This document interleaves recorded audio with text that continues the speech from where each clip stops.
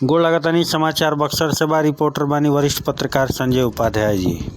खबर के हेडलाइन बा कि 13 से 15 अप्रैल तक हुई वेद पाठ के आयोजन, 16 से 21 अप्रैल तक सांस्कृतिक कार्यक्रम के आयोजन, 18 अप्रैल के अरुण गोविल रामायण आ हम कार्यक्रम पेश करी हैं। खबर का बा विस्तार से सुनी। अरुण गोविल जो रामायण में राम के भूमिका निभैले रहनु है। जी हाँ, खबर विस्तार से सुनी।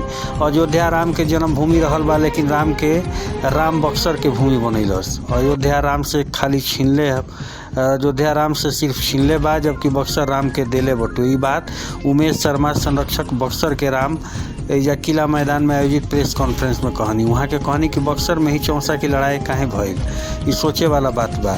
अयोध्या राम से सिर्फ लिहल लेले बा, जबकि बक्सर उनका के खाली देले बा। बक्सर के राम महोत्सव 2021 के शुरुआत 13 अप्रैल 2021 से किला मैदान में हुई।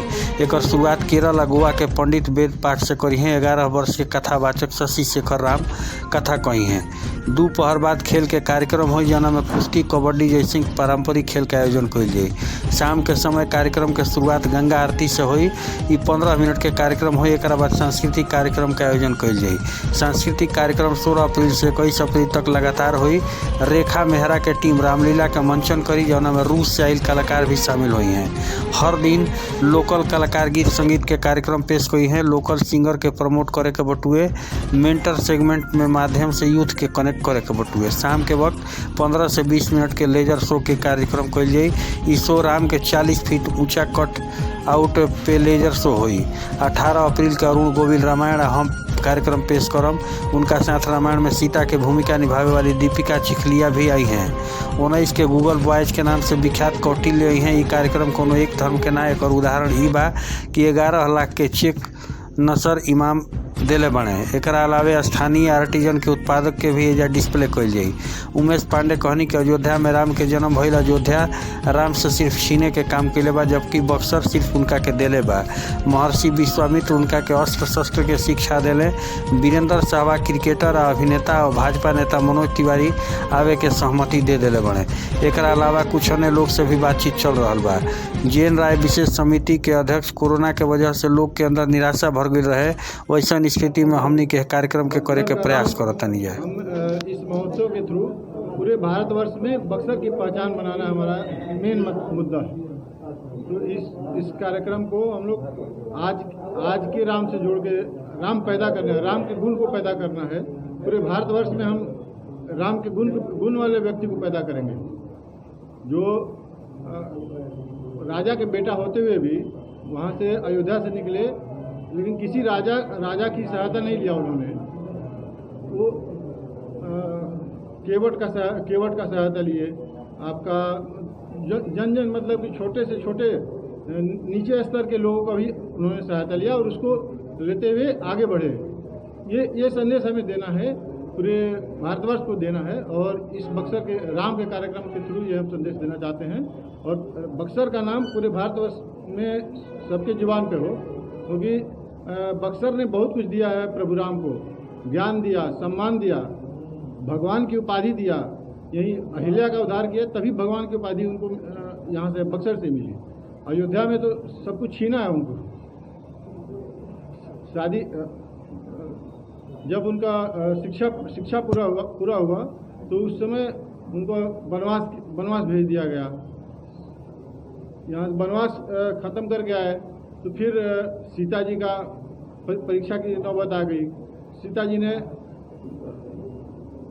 ये धारण कर लिया, अपना शरीर त्याग कर दिया इस धरती में। तो ये हम इसलिए बक्सर का इस अभी राममय हुआ है बक्सर, लेकिन हमारे अयोध्या राममय हुआ है, लेकिन बक्सर का नाम हमारा कहीं नहीं है। हमारा मेन मकसद ये है कि बक्सर को भी लोग जाने राष्ट्रीय स्तर पे। ये इस कार्यक्रम के थ्रू पूरे भारतवर्ष को संदेश देना चाह रहे हैं। बक्सर स्वयं में एक बहुत बड़ा ज्ञान है। बक्सर को ज्ञान की धरती कहना, विज्ञान की धरती कहना, शस्त्र और शास्त्र की धरती कहना अतिशयोक्ति नहीं होगी। गंगा के पावन तट पर यह नगर स्वयं में परिचय के लिए सब कुछ देता है, लेकिन इस नगर को किसी ने क्या दिया, ये सवाल खड़ा होता है। बक्सर का राम बक्सर को वो सब कुछ देने जा रहा है जो बक्सर के लिए ज़रूरी है। टीम उमेश पांडे इस काम को पूरा करने का एक संकल्प लिया है और यह संकल्प 6 दिवसीय नहीं है, केवल राम जन्मतिथि पर रामनवमी से इसका शुभारंभ किया जा रहा है और हमें पूरा भरोसा है कि पूरे बक्सर नहीं, पूरे बिहार नहीं, पूरे पूर्वांचल के लिए बक्सर की भूमि वह कार्य देने जा रही है, वह संदेश देने जा रही है, वह ऊर्जा देने जा रही है जो बक्सर और पूर्वांचल के लिए सबसे ज़्यादा ज़रूरी है। यहाँ के युवकों की बेरोजगारी, यहाँ की महिलाओं के लिए एक उचित कार्य शैली और यहाँ के लोकल चीज़ों को, स्थानीय चीज़ों को राष्ट्रीय स्तर पर प्रतिष्ठित कराने का काम ये बक्सर के राम के द्वारा हम करने जा रहे हैं। हुनर हाट आप आएंगे तो देखेंगे कि हुनर हाट में स्थानीय लोगों ने कैसे कैसे तकनीक से काम किया है।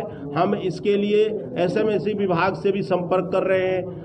कई तरह के प्रयोग किए जाएंगे और उन प्रयोगों का लाभ जन जन तक पहुंचेगा, ये हमारा भरोसा है। और टीम उमेश पांडे बक्सर के राम से इसको करके करने में पूरा संकल्प लिए। विश्वामित्र की नगरी में विश्वामित्र की उपेक्षा हो रही है, इसको लेकर क्या कर रहे हैं? विश्वामित्र की नगरी में विश्वामित्र की उपेक्षा नहीं हो कह सकते हैं, हम तो ये कहना चाह रहे हैं कि पूरे भगवान राम का बक्सर में उपेक्षा हो रही है। विश्वामित्र तो एक गुरु थे, गुरु की क्या कोई अपेक्षा कर सकता है, लेकिन राम को अयोध्या में तो पूरे धरती से जनाया जा रहा है कि अयोध्या के राम, लेकिन बक्सर के राम को न जानने के पीछे क्या कारण है, इसे आप पे मैं छोड़ रहा हूँ। मेरा काम है धनात्मक ऊर्जा को देना, हमारा काम है पॉजिटिव एनर्जी को बढ़ाना।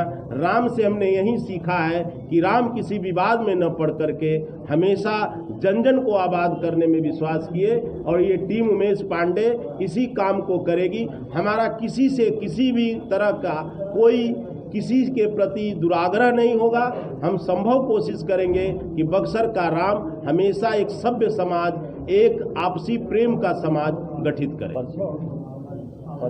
मैं बक्सर के राम टीम उमेश पांडे के विषय समिति का अध्यक्ष JN राय आपके सामने मुखातिब।